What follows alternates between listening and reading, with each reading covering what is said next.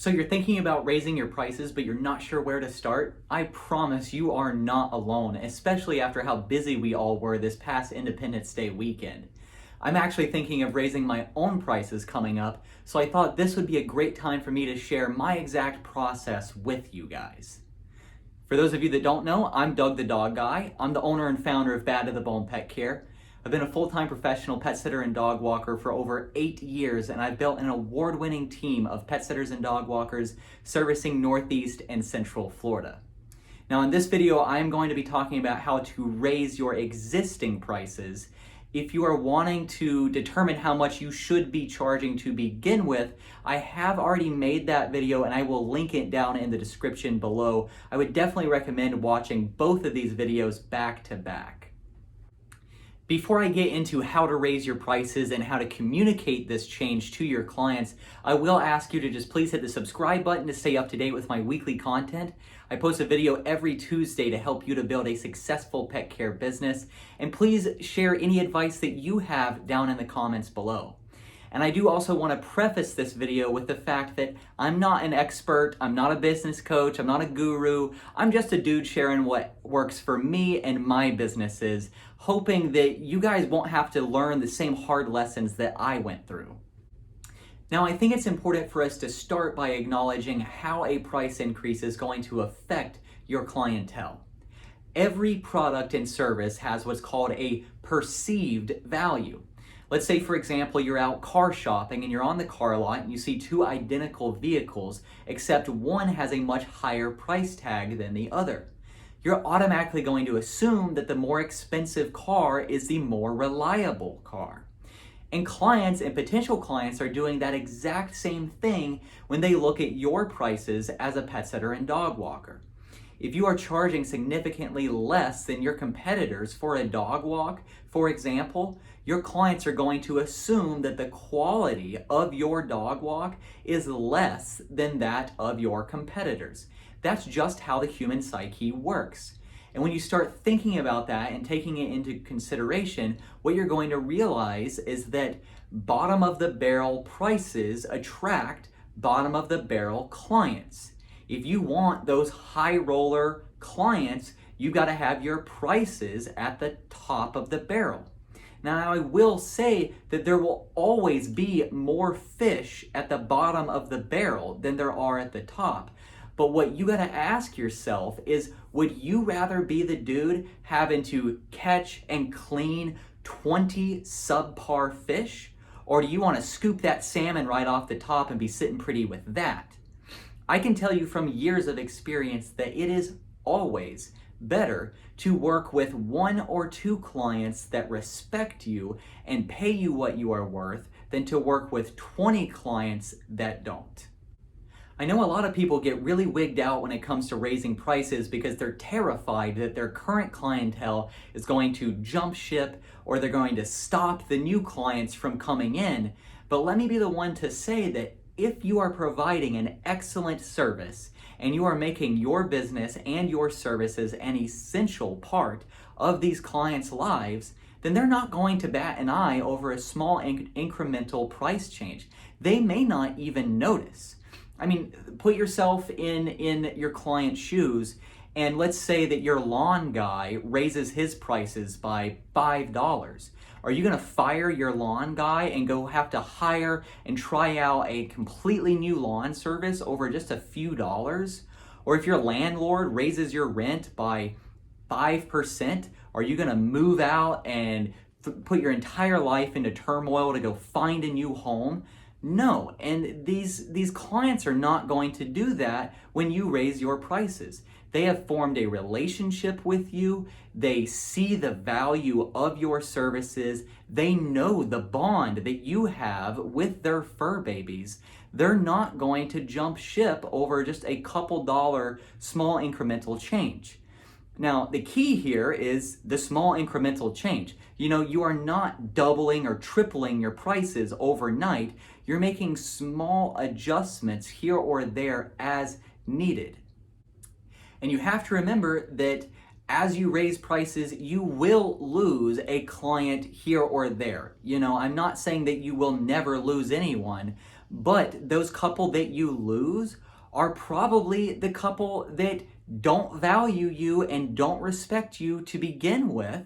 That's why they're not willing to pay your new rate, and you will replace them with new clients that are happy to pay your higher rate.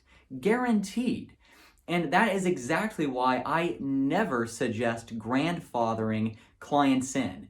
I know that we all have clients that we are terrified to upset because we love them so much and we want to do everything that we can to keep them with us for the long run.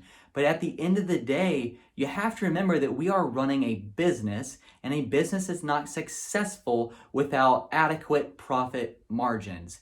And that is why we do not grandfather clients in. You should be getting paid what you are worth or more from every single client, no questions asked. I also think it's very important that you are able to justify and explain your price increase to yourself and to your team, if you have a team. You don't owe your clients an explanation. You don't owe them a justification, but you do owe that to yourself and to your team. And what I do to justify this stuff to myself is I just take a step back and I think, when was the last time that I raised my prices, and what has changed since then? Has the cost of living gone up since then? Have my competitors raised their prices since then? Have I gotten more experience or more certifications, more knowledge since then?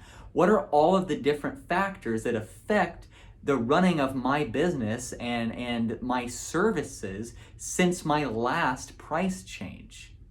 And for an example, I just raised our prices last December, 7 months ago. But within the last 7 months, the price of gas has gone up significantly. Home prices have gone up significantly. And it's also been announced that the minimum wage in our state is going up significantly. Which means even though I just raised prices 7 months ago, those prices are not adequate anymore. We are paying more in fuel to get to the clients' houses. I'm having to pay the sitters more for their work.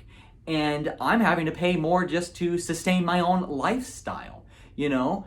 And I know there are some people out there that say, oh, you should only raise your prices once a year or every other year. I personally don't think that there is a set interval that, you know, is just the crystal clear thing to raise your prices. I've been in business for 8 years, and I've had some years where I have raised my prices 3 times in 1 year. And I've had some spans of time where I don't change my prices at all for 18 months. You know, this year is one where I'm going to have to raise my prices twice in 1 year. I think the important thing at the end of the day is that you're just getting paid what you are worth.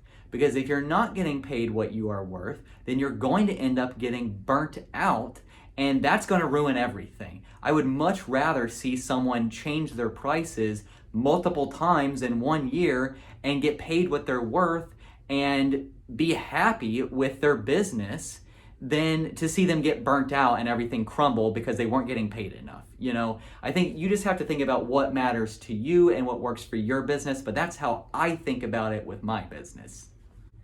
So now let's touch on how to present this price increase to your clients. And what I'm going to say just right off the bat is to stop overthinking it. We're all guilty of this because we all get wrapped up in our own mind and we're terrified that this client's going to jump ship and this is going to cause this and this and this and this, and then we just go down this whole rabbit hole of anxiety, or that's what I used to do anyway, and I see a bunch of you guys doing that in the Pet Sitter and Dog Walker Facebook groups. Just stop overthinking it.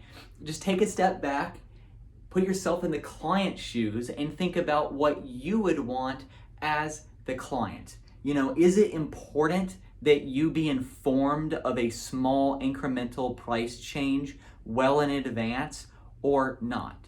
For me, the answer is yes. If I am using a service regularly and they are going to make a price change, then I would like to be informed of this just out of respect, person to person, in advance, you know? So that's how I run my business. At least 14 days, if not 30 days, ahead of the price change, I send out a memo to our clients and I say, hey, as of this date, our new prices will be XYZ.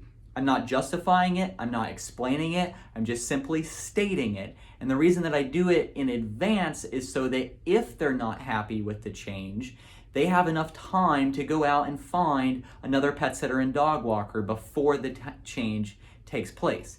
That's just how I like to do it in my own business, because that's how I would like to be treated if I was the client.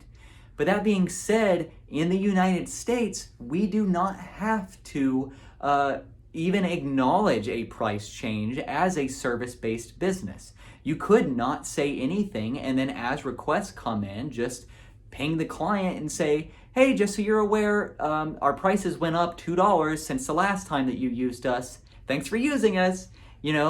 Say something like that. And as far as I'm aware, that is completely legal in the United States. I don't think that is legal in the United Kingdom. You need to check your consumer protection laws. I'm not an expert, I'm not a lawyer or anything like that. Make sure you do your research. But I think the important part is just to think about what you would want if you were the client, and that is how you need to present it. Don't get overly wordy with it. Don't justify anything. Just keep it plain and simple.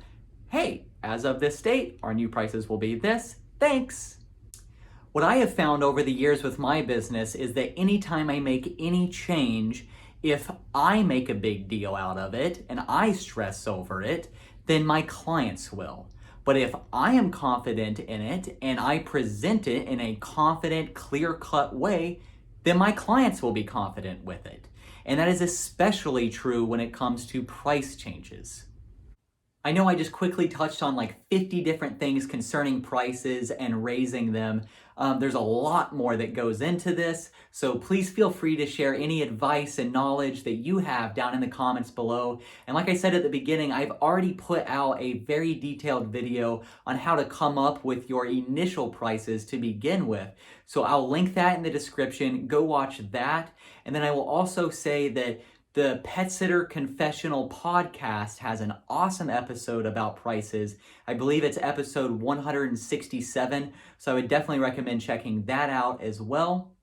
Don't forget to subscribe to my channel to stay up to date with my weekly content. And as always, I'm Doug the Dog Guy from Bad to the Bone Pet Care, reminding you to stay positive.